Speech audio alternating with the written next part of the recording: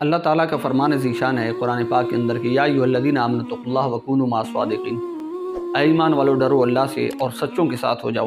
سامعین ذی وقار، آج ہماری سب سے زیادہ پریشانیوں کی وجہ اور اسباب یہ ہیں کہ ہم نے اللہ والوں کا ساتھ چھوڑ دیا، ان کے ساتھ اٹھنا بیٹھنا چھوڑ دیا، اولیاء اللہ کے ساتھ بیٹھے ہیں، علماء صالحین، علماء ربانیین کے ساتھ بیٹھے ہیں۔ اللہ پاک آپ کی دنیا اور آخرت کی تمام مشکلات کو آسان فرمائے گا۔ ایک واقعہ سنا کہ آپ کے سامنے میں اس بات کو ثابت کرنا چاہوں گا کہ اچھے لوگوں کے ساتھ جب آپ اٹھتے بیٹھتے ہیں تو اللہ پاک آپ کی دنیا اور آخرت کے مسائل حل فرما دیتا ہے اور آپ کا بیڑا پار ہو جاتا ہے۔ ایک بزرگ کا یہ واقعہ ہے کہ آپ ایک مرتبہ ایک راہ سے گزر رہے تھے، آپ کے مریدین اور آپ کے متوسلین و محبین آپ کے ساتھ تھے۔ جب آپ کا گزر ایک رستے سے ہوا تو وہاں پہ ایک بندہ ایک فروٹ بیچ رہا تھا، ایک پھل بیچ رہا تھا جسے کہا جاتا ہے سنگترا۔ اب وہ سنگترا جو بیچ رہا تھا وہ آواز لگا رہا تھا کہ اچھے سنگترے، اچھے سنگترے، اچھے سنگترے۔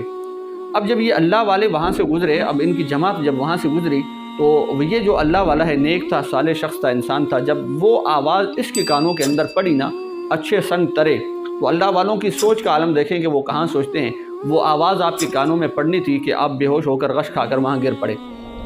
خیر مریدین آپ کے ساتھ تھے، انہوں نے بڑی تگ و دو کے ساتھ، بڑی محنت کے ساتھ آپ کو دوبارہ پانی شانی پلایا، اٹھا کے بٹھایا، عرض کی حضرت ایسا کیا معاملہ ہے کہ آپ اچانک غش کھا کر بے ہوش ہو کر گر پڑے، کیا معاملہ ہے، کیا وجہ ہے؟ آپ فرمانے لگے وہ بندہ کہاں ہے جو ابھی تھوڑی دیر پہلے یہاں پہ ایک آواز اور صدا لگا رہا تھا، وہ آواز یہ تھی کہ اچھے سنگترے۔ تو انہوں نے کہا حضرت اس میں کون سی ایسی خاص بات ہے کہ آپ کو بے ہوشی کی کیفیت طاری ہو گئی؟ انہوں نے کہا کہ تم نے اس کے جملے کے اوپر غور نہیں کیا۔ اللہ اکبر!